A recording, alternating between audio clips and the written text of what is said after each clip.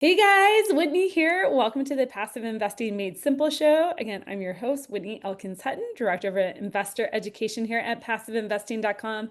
And I'm excited to be joined today by a guest. You guys don't have to listen to me do a presentation. Today, I have a guest, Gary Pinkerton with Paradigm Life. We are going to talk about all things infinite banking, cash flow life insurance, but more importantly, we are going to get into the math.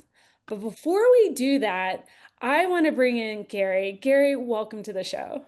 Thank you so much. It's a pleasure to be back on the show. It's been a long time. You actually reminded me that over 2 years ago we were on the show together. It was a very busy time in my life of moving here to Cape Coral, Florida, and working on some directly owned properties. But I have been very close friend of Danny Randazzo, client of mine and close buddy, and following him and Dan and your team, and just super excited about what you've been able to achieve. You've helped so many of my clients.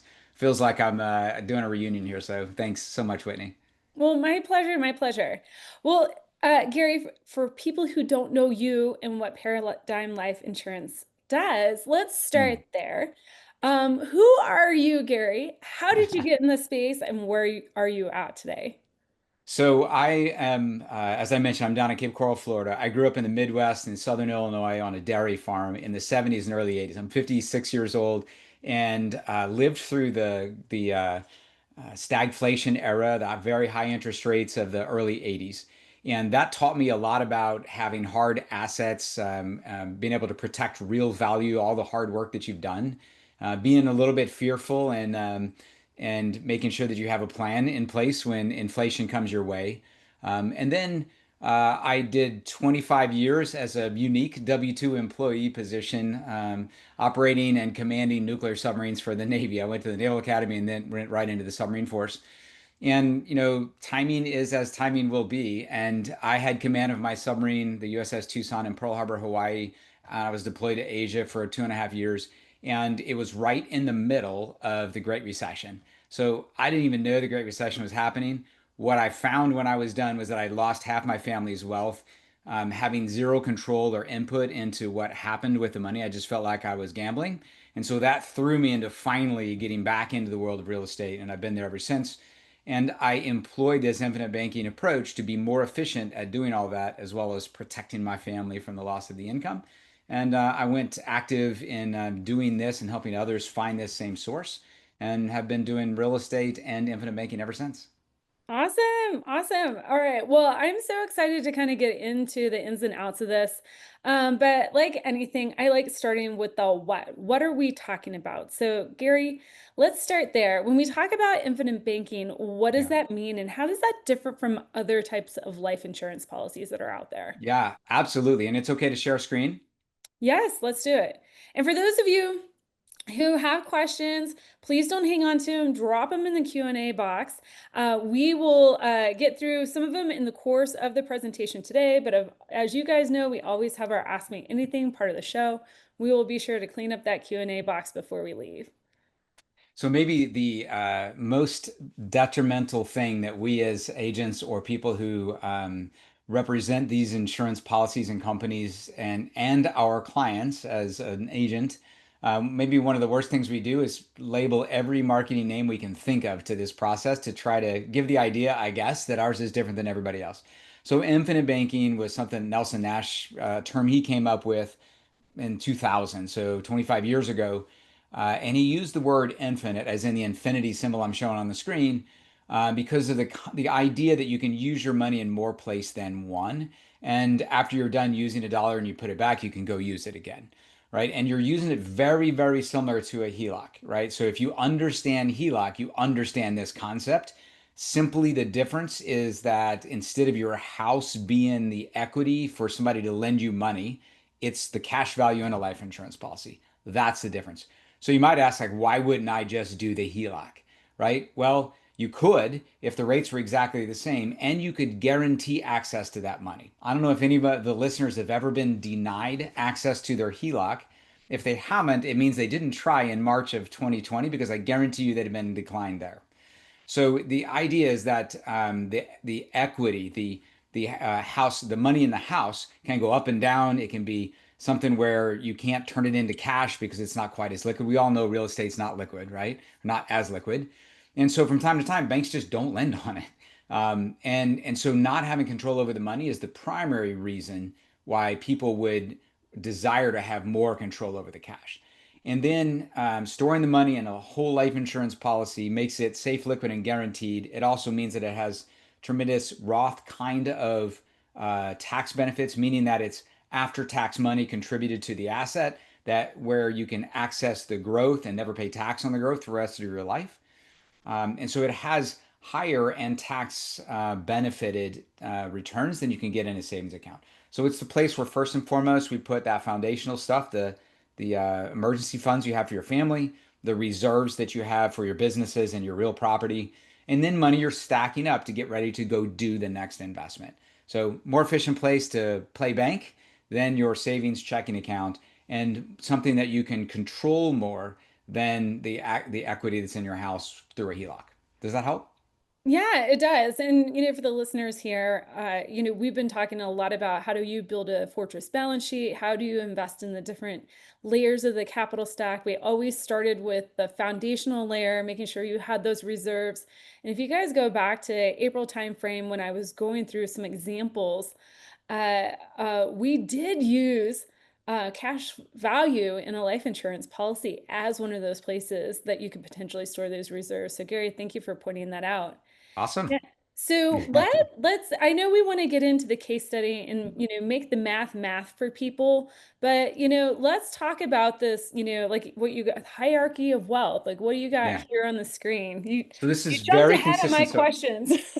yeah, so I just had Whitney on my show, and she did a great job of that capital stack and having reserves available. Like, talked exactly the way we talk with our clients and how we, as wealth strategists, help our clients set up their family and their business financial world. If you want to click on the little QR code there, you can get a copy, or you can just reach out to me at Gary@GaryPinkerton.com. Pretty simple. But you can get a copy of this ebook, audiobook version as well. That is our kind of encyclopedia on alternative ways to grow wealth. And it's going to resonate with the crowd who's interested in even knowing who passiveinvesting.com is. So, as I said, many of my clients work with the team there because it resonates in the way in which we look at how much risk do you have to take on to achieve your financial goals. And so, if you were an Egyptian building a pyramid that was going to last for generations, right? The reason these things have been successful is because they didn't skip any steps. They built the bottom layers first. And once all the bricks were in there, then they went to the next layer and the next layer. And for simplicity, we just break it down into four different layers, right? And so those are tiers one, two, three, and four. And you'll see on there that there is a relationship, an inverse relationship, if you will, from about how much control you have over your money and how much risk you're taking on as a result of that. And, simply put, the more control you have in general throughout world history, the more control you have, the less risk you're taking on. If you hold all your cash and your gold and silver and stuff in a safe in your house, and you have, a good strong Second Amendment, fulfillment there, then you're probably pretty safe. You got all kinds of alarm systems, you're in pretty safe, right? But it may not be growing the rate that you want it to grow. So you need to go put it to work. And that's when you get to the upper tiers, which are investing. And we call them direct, indirect, and speculative investing. And again, it's about your relationship with your money, not necessarily the asset class. And so, my life in pictures, I'm not saying everybody interacts with their money in these different kinds of investments this way, but the way in which I interacted my entire life with my investments is pictured here. In the markets, I had some advisor, I probably didn't even know his name, met maybe once every few years. They said stuff about like how risky averse are you, that kind of stuff. And they put it in places that I didn't know. I mean, I'm not saying just what mutual fund it was in, but what companies were in the mutual fund and what corporate board meeting decisions did they make in those companies. Like, I didn't know any of those answers. And so I was basically pulling a slot machine handle because my buddy said that was the best slot machine to get me to my retirement. All right. And so I was speculating big time because I wasn't in control and didn't look into or pay any time with it. And below that is the indirect investing world. That's where you do hand your money to somebody else. You might be helping your next door neighbor fund his business, or you might be putting money with professionals like the team that Whitney has. And so you get the education through Whitney and her team, And then you get a proven track record of how to go do mobile home parks, self-storage, car washes, and apartment buildings, of course. And then you can also be a lender of your money to somebody else, right? So that's handing money to somebody else. So that's the indirect world. A little more risk, but you can mitigate that with education and the right team. And then directly owning things, well, this is the tenants and toilets that many people want to avoid.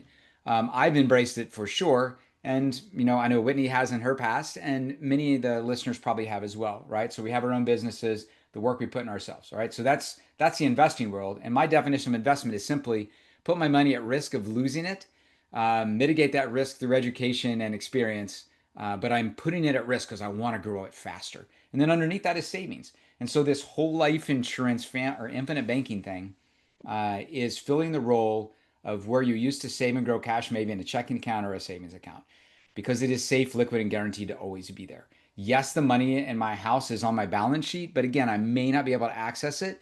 And the powers out there that run the economy may determine that my house value is going to go down, right? And so to fit in this foundational layer, it has to be guaranteed to always be there. Pausing there for just a second, Whitney. Are we good?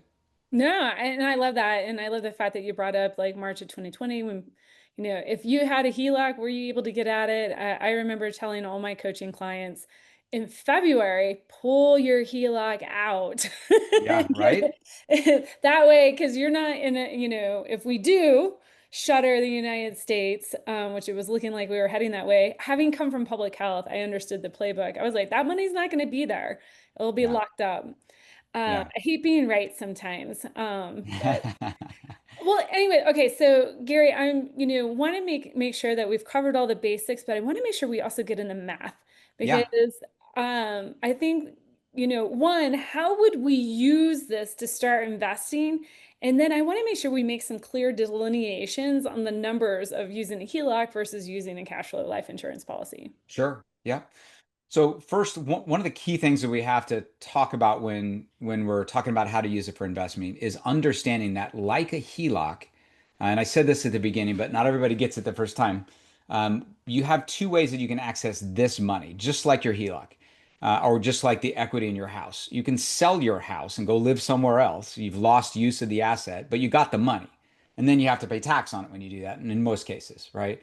And so you can sell it to get it out, or you can physically withdraw the equity, or you can just get a line of credit. You can use it as collateral and borrow the bank's money.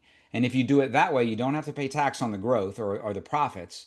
And second, you don't lose access to the asset, right? And so if it continues to go up in value, you continue to get cash flow from it. That's why a HELOC often is better than actually selling the asset every time that you want to access the money. So same thing here. You can physically withdraw money out of your infinite banking policy.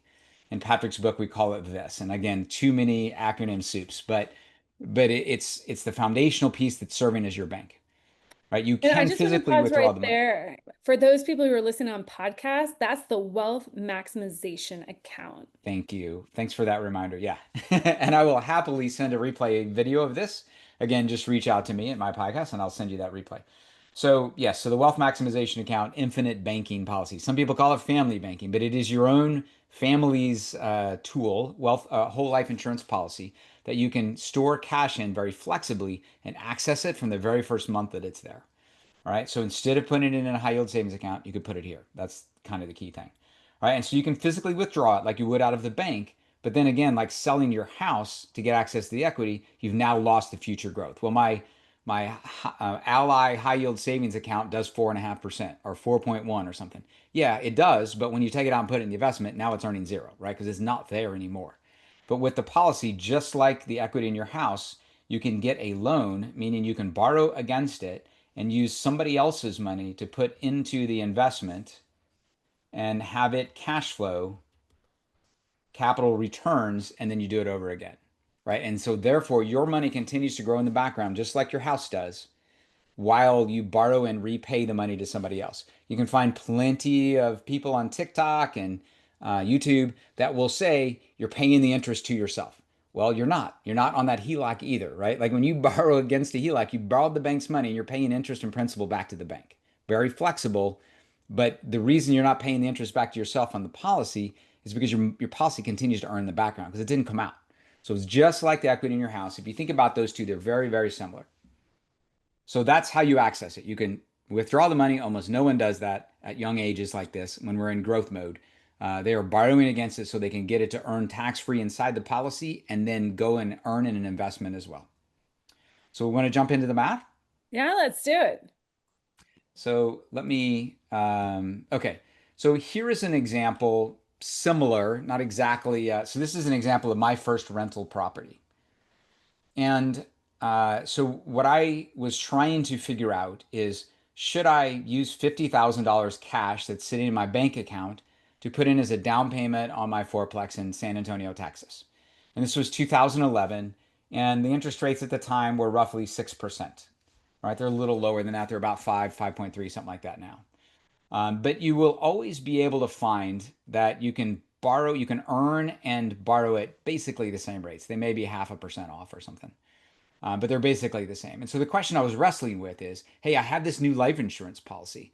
I think I should put the money in there and then borrow against that so that I don't pay the opportunity costs of my money being stuck in an investment and not growing twice. And so when I went and did the math, I recognized that I was going to get $322 a month rent. Certainly bigger than that now, many years later. But that's what the math was at the time. And so if I borrowed $50,000 from the insurance company, I was going to use the $322 to pay it back. And it turns out that with principal and interest over 25 years, or it was going to take me 25 years to pay it back with that much cash flow. And so over that time, I would have paid $47,000 in interest and $50,000 in principal. So when I went and asked my experienced real estate investors, friends, they said, "Oh my gosh, here I have I'm going to save you a lot of money. Like you have the cash, so save $47,000." And they were like offended that I was paying, almost as much in interest as principal. Well, newsflash: if you borrow it for 100 years, you'll pay way more in interest than principal. It's just math and money and time. So sometimes people kind of freak out about that, but they were like, hey, you don't have to pay the interest if you use cash. Totally true. But in life, a key element that everybody needs to wrap their mind around is that you are either in a world where there's inflation, which is everywhere on the planet, you're either paying interest to access somebody else's money or you're passing up on interest you could have earned on your money, right? So it is true, there's no payment you have to make when you take your money out of the savings account. But what could that money have grown to become if it had sat in a similar vehicle and grown without taxes? And so the bottom half of this says, true, I'd have to pay 47,000 in interest, but what would I earn on my money if I didn't lock it up in that investment? And if you go to a savings account calculator that doesn't have tax somehow, and you say, hey, if it's going to earn at 6% with no taxes over that 25 years, 50,000 turns into 215,000. Or if I take out the original seed money, it grew by $165,000. Okay, now hold on a minute. What the heck? I made 47,000, sorry, I paid 47,000 interest on a $50,000 loan, but at the same time I earned 165. That's a $118,000 difference. This is like a shell game or a sleight of hand magic trick. But that's not what's happening. What's happening is that when I used the investment money and borrowed it from them, I had 50K, but the very next month the balance was less than 50K. It was starting to go back into my checking account again, right? Or build up in my checking account. But here, the 50K sitting in the policy was a little bit bigger than that the next month. And then it wasn't very impressive the first couple of years, but you can see that the amount of interest that is earned, 165K, becomes impressive if you let the money sit there long enough. All right. So this is a long period of time, 25 years. So my point here is that there is an opportunity cost. You passed up on earning interest. Yes, you didn't have to pay interest, but you passed up on much more, which and the result was that it was a $118,000 opportunity cost for using cash to go get it. Now, if you borrow in a HELOC, that's not using cash, and we can talk about kind of the different math there as well. So I'm going to go into an actual example of an investment that you guys might offer one of your investors, but just pausing there, this was a rental property, but it's very similar, and I want to make sure aren't any questions on that part. I'll double check the Q&A box on that. Not specifically related to this, but yeah, let's move on to the math Okay. part because you did a great job paying interest or getting paid interest. But I want to see what happens whenever we've got the investment in play. Yeah. Okay. So in this case, I'm going to give it a little bit of a disadvantage. So in this very simple previous case, I said, hey, let's pretend we're earning exactly what we're paying the insurance company for their rate. Sometimes that happens, but more often there's about a 0.5% difference. So one of the companies that I use very often, Penn Mutual, has a fixed spread between what you pay in interest and what you earn in interest. And so every year they change this number to keep up with the economy, lending rates out there. Today it's at 5.3. January of 2026, it may change. But what's not going to change is the spread between these two numbers. All right. So it's always in this case going to be 0.65 between these two until you get 10 years into it. And then in the 11th year, it's zero spread. So net cost is zero on borrowing the money. And then in that case, it would be back to that picture we just looked at. But I wanted to give it a little bit of a disadvantage here because I want to be as fair and non-confrontational as I can in this example. All right.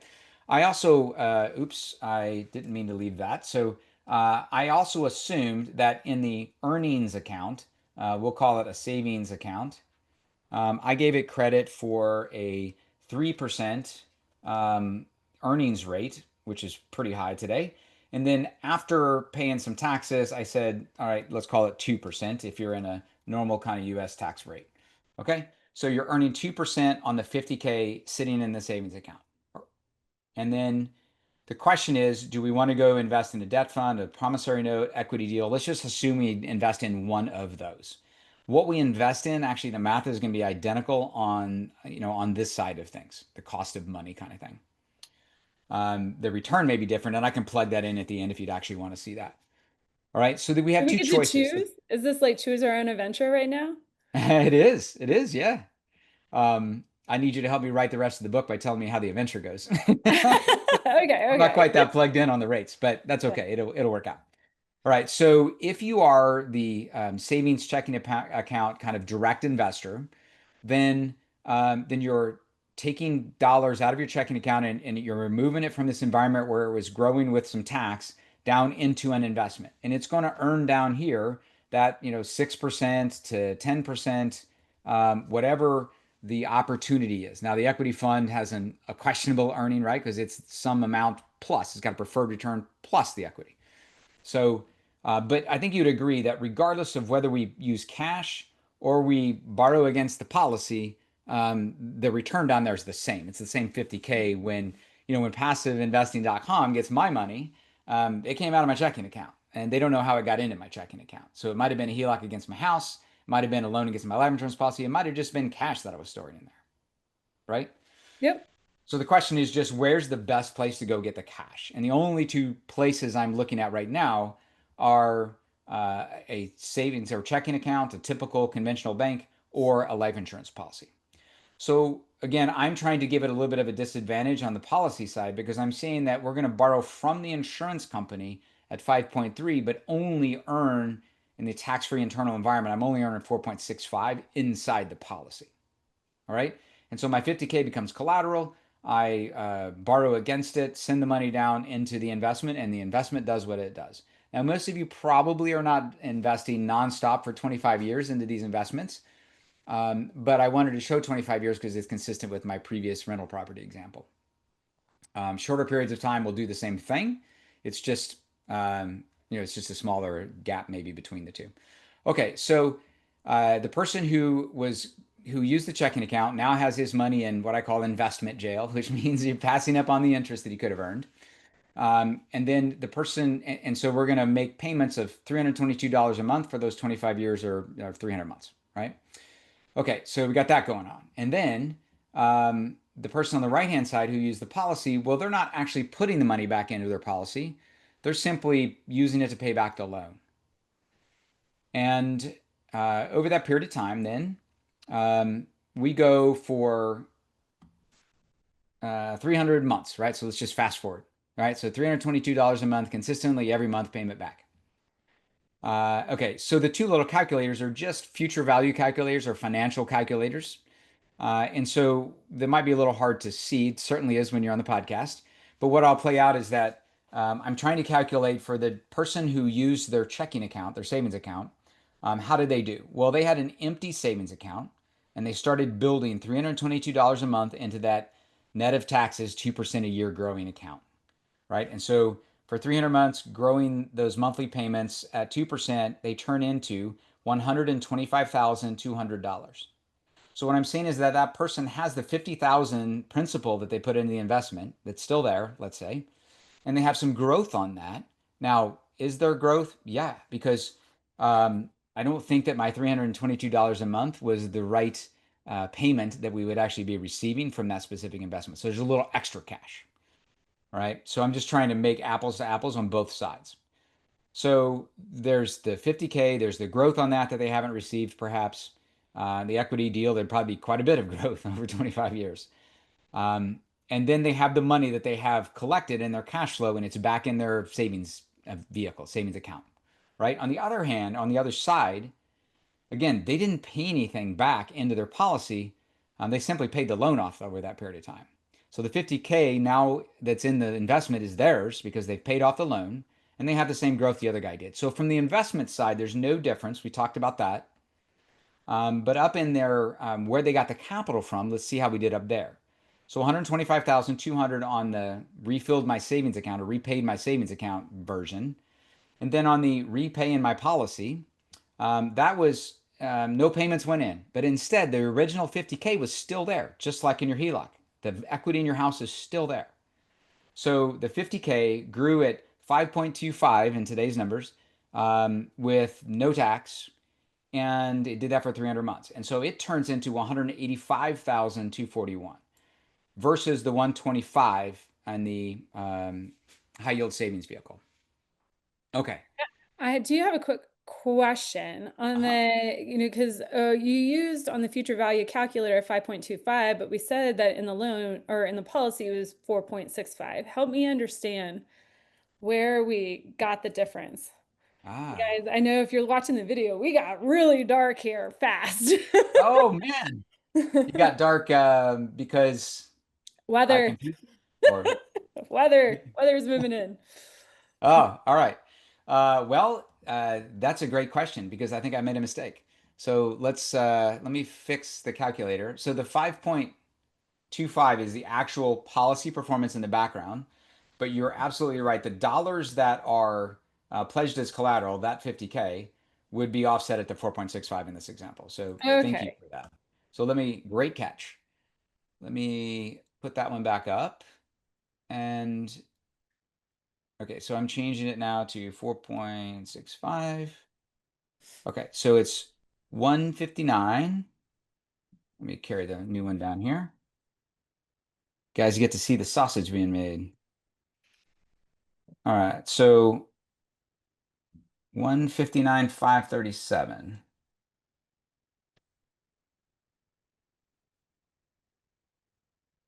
Okay, so I mean, you can invert these. You could get the 125, 200 to be bigger than 159. You would just have to have an account today that could do 4.65, net of tax, which in the history of, the 200-year history of these companies has not happened more than a month or two at a time. Mhm. And Um, this is assuming that we don't value the privacy and protection of the money in this vehicle versus a public bank account.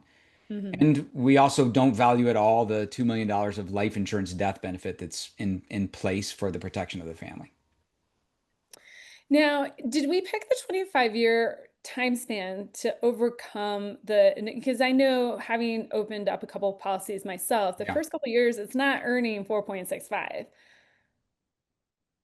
Um, How does that factor in? so the money that is being pledged as collateral is earning 4.65 Oh, okay. because the insurance company pegs it directly to the policy. So you're right, in the early years, total contributions to the policy as an annual kind of snapshot in the first years is not showing the 4.65, but that 5.25 that I showed, that's what the bulk of the policy earns over a person's lifetime annually, including those early years where because they don't give you full access to the early capital, it feels like it's not earning. So there's a lot of math going on in the background.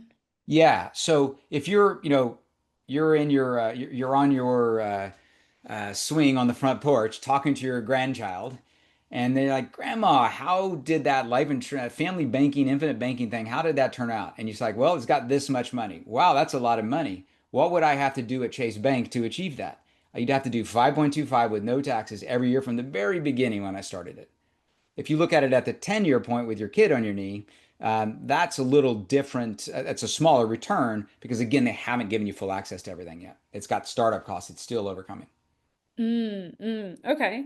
Well, Gary, I want to make sure we leave time for our Ask Me Anything part of the show, but Awesome. um, any other, you know, is there any other wisdom that we want to impart to our guests before we transition to that part of the show today? Well, I would not let the tax tail wag the dog, to so to speak, but I would always remember and always keep an eye on your tax situation. Am I growing my money in a place where it is protected, uh, not just from people stealing it, but also from the biggest expense we have in life, which is taxes? So there are, big time benefits in the right situation for putting money in a Roth or in a life insurance policy so that you can prevent yourself from being taxed on the harvest, rather, being taxed on the seeds, right? So that's the whole idea of putting money into a Roth or in a life insurance policy, is that you're using after tax money to make this, to put money into this vehicle such that the massive growth, the harvest down the road is not being taxed, the bigger amount. Awesome. Well, Gary, thank you so much for joining us for today's show. Don't go anywhere. But before we move to our Ask Me Anything part of the show, how can people get a hold of you if they're interested in learning more? Yeah, great. So you can, I have Paradigm Life accounts, the company that I partner with out in Salt Lake City. But the easiest way again is just directly to me. So you can go to the QR code. I'll put that back up here real quick, and you can get a free copy of our book and a bunch of other resources, another couple books that I wrote. And then the simplest way is just to email me at my name. So it's Gary@GaryPinkerton.com. Awesome. Gary, we're going to wrap that podcast portion of our show. Thank you so much for joining us today. If you're here live, don't go anywhere. We're about to start the Ask Me Anything part of the show. All right. Okay, guys, I know you have a lot of questions in the chat box. We're gonna, the math part, we're gonna allow Gary to model out the math. Sometimes it's a little hard to do it under pressure, like in I the have no middle of idea why that calculator didn't do what I thought it was going to do, but yeah. So it sounds like somebody figured it out that the we'd never pay off the loan if we only got or used $322. So we had to up that loan, which is huge, to 358 in order to get the HELOC paid off. oh yeah, somebody pulled another calculator up. Thanks for doing that. Yes, yes, yes. Lisa asks, in the example that you showed today, you mentioned $2 million of life insurance. What was the amount of the policy and the amount of the paid up additions in order to achieve that? Okay, say the question again for me. So I guess when we were looking at the initial life insurance policy, modeling when you bought your house, that you mentioned that in that policy you also had a $2 million death benefit. Hmm. What was the amount of the policy and the amount of the paid up additions? Do you recall that? So this was a small part, or this was a part of the policy. It wasn't borrowing against the whole thing. So I had a $2 million death benefit on that policy. So it was a it was actually two policies put together. That's an unnecessary rabbit hole to go down, but it had to do with being in the military. So it depends totally on the person's age. If the person asking me the questions in their 20s, you could do it with $20,000 a year maximum.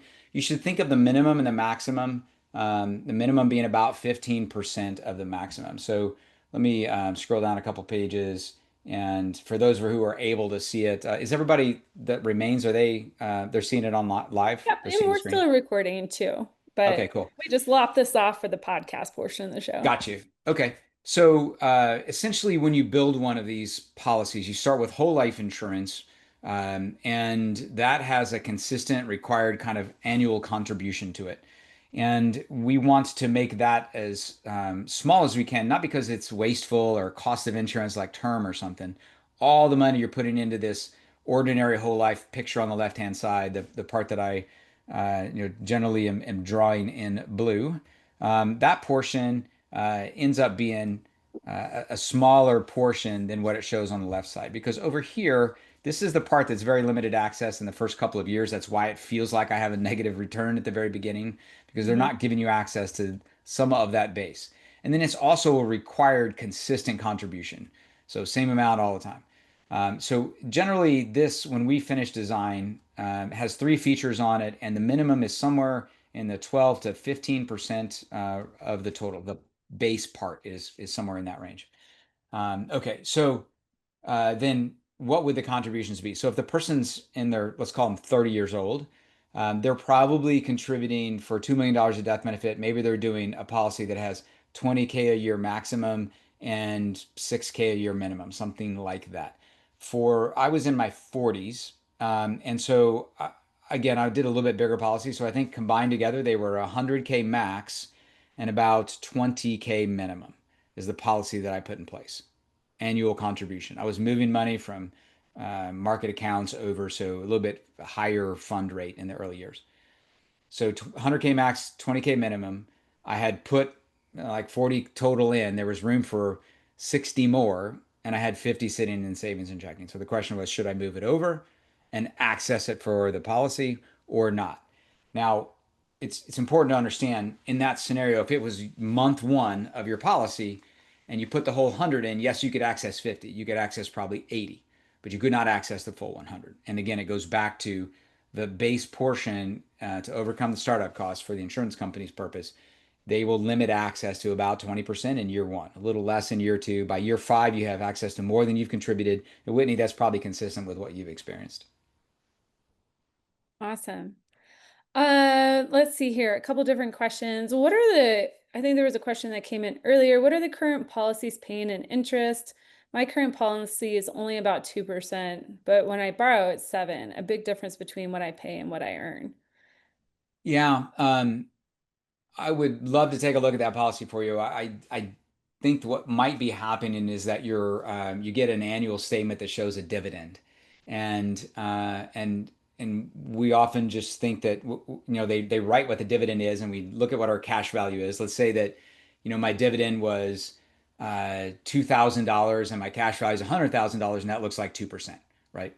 But the thing that's important to remember is that there's both a guaranteed increase each year in our cash value and there's a dividend. And in the early years, they're close to equal. And heck, throughout your lifetime, they're close to equal. So the guaranteed increase annually is about 2, and then the dividend on top of that is somewhere 2 to 3%, maybe a little more, depending on how efficiently it's designed. So the ones that I put in place for 30 and 40-year-olds is doing somewhere in the 5.2, 5.25% annualized over your lifetime, and that's a net of taxes or anything like that. So to reproduce it in a tax-free savings vehicle, 5.25 a year would be the kind of internal rate of return that you're seeing in optimized policies today. Awesome. And guys, we have just a few more minutes and I think 3 open questions currently. And then we'll have Gary, wrap up by telling us where you can reach out to him if we don't get to all the questions today. But a couple of different ones. One is, how does the MEC rule work with contributing to the whole life infinite banking concept type of policy? Yeah. So the MEC limit is an IRS modified endowment contract limit that came out in the late 80s. And its purpose was to prevent people from, in the IRS's or in the Congress's world, abusing this tax-free asset. Or tax advantaged asset, I guess. And so the idea was we will let you stick some extra cash on top of your base policy, but we don't want you to go to extravagant levels. Because if you put too much in a given year, we're going to say that you're doing this as an investment, not because you want life insurance. And so there's really two aspects. There's the MEC limit, which is normally we think of it as this max contribution dollar amount that can go in. That amount, it's not like a Roth account or a traditional IRA or a 401k where every American has the same number. It's simply that whatever we designed as the max level of contribution, annual contribution, is what you need to abide by. That could be $10,000 a year, it could be $1 million a year, right? It just depends on your situation and what we designed in to be the contribution ability of that policy. All right. And then the second thing is that this is a little less known, but you need to contribute to this base portion, the blue base part, the minimum part, for at least 7 years in some manner. It doesn't have to come out of your pocket. The policy can kind of self-fund if it needed to. But the idea is that if you contribute to it for more than just 1 or 2 years, then clearly you wanted life insurance, right? So this is all in Congress's, very brilliant mind. And so the MEC limit is the maximum contribution level. We want it to be as high as we can make it, with the blue base portion as low as we can make that one. We want as big of a spread between the minimum and that limit as we can make it, because in general, being very generally speaking about it here, the extra part, this PUAs or paid up addition part, is where we want to shift as much capital as possible, because when you put it in that portion, it's far more liquid and flexible on using it right away than the blue base portion. I don't want to mislead. The blue base part is liquid. It is flexible, but it is delayed in the first couple of years. Um, but the money shows up here, and over your lifetime, it has 2 or 3% return. Not quite as high as the paid up additions, but really we want as much as possible going into the green part, because it spreads apart your annual commitment for min and max kind of contributions. And so that's how the IRS MAC limit plays into this approach. Yeah, and the way I think it is, that's the bank part. The what's the The green is bank the part. bank part? Yeah. Yeah. In the early years, that was a perfect analogy. Yep. Yeah. Later Uh, on, 5 years into it, the blue and the green, they act very similar. yeah. All right, let's see. I'll throw out one other question at you and we'll see if we can get to the last one. What is a 1035 exchange? So if How you're can, familiar with, go ahead. I'll go ahead and ask both parts of the question. How can you convert an improperly issued IUL um, policy to a properly structured one to use for infinite banking? Yep, yep. Um, so if you have a policy that you don't like, you can convert it over to one you do like. Just think of it as real estate 1031 exchange. You're probably very familiar with that. You can do a tax deferred like kind exchange of one apartment building for a CVS or land or another apartment building. And when you do that, you don't have to pay tax. You can kind of roll the gains into the next one and pay it at the end of that one, or never if you die with the second one in place, right? Which most people do. So 1035 exchange, you can just simply work with an advisor that knows how to design it properly, designed as you said, and then you can just move the other one into the new one. It happens when you put the second one in place, the other one moves over. Thankfully, you don't have to have these expensive intermediaries to do the exchange for you, and there's no deadlines and time limits. You simply just write the policy number down. The new insurance company contacts the old one and says, hey, the client wants to move it over. And the cash value all moves over, as well as what you've paid into it. So it's called your basis. How much have I contributed? And so you get to move that over as well. So the whole thing, all the history moves over, including the cash that's in the previous version. So do you just kind of start fresh from, Yeah, you're starting over with a new policy, but you have all that cash that came over from the other one. and can that cash lower help overcome the startup cost of the new policy quicker? It can, yeah, absolutely. If I mean, there's still the startup cost for the new policy, but it has been watered down by the fact that the percent of liquidity that's missing is much lower. Meaning, you probably can't do one quite this big, but this is easy math. Let's say that you want to put $10,000 a year into a policy. That means you're going to have access to 8,000 unless you roll over a policy that has $50,000, right? So now the first year you put in 10 and the other 50 that moved over. So you probably have access to 45 of the 50. That's better than, eight of, sorry. Yeah, it's better than eight of 10. It's a little better, right? 46 of 50. Like it's really, really close to all of it. Awesome. Well, Gary, thank you for taking your time or spending your time with us here today and helping us understand the math between the policies. Guys, we will get you the math on the HELOC situation and attach it as a document to the show when we send that out. So give us a day or two for the replay on that. Gary, one last time, help us understand how we can get a hold of you if somebody's interested in learning more. Yeah. So again, it's my name is the easiest way. So the email me, Gary@GaryPinkerton.com. If you had the QR code and you clicked on that, that will also get us connected. And then I'd love to share with you the resources we have at Paradigm Life. I mean, those that are interested enough to look a little deeper into things. Here's what a little made up this is a made up client that I created. Um, but it shows that we can help you represent your financial situation. But there are a ton of educational resources on our website, and I can simply, if I have your email and your phone number, I can get you added in here. But you can go through and do as much study on as many topics as you would like to do, and hopefully you'll find great value and it'll help clear up some of the fog around this topic. Awesome. Again, Carrie, thank you so much for your time here today. Guys, we will see you next week. Take care.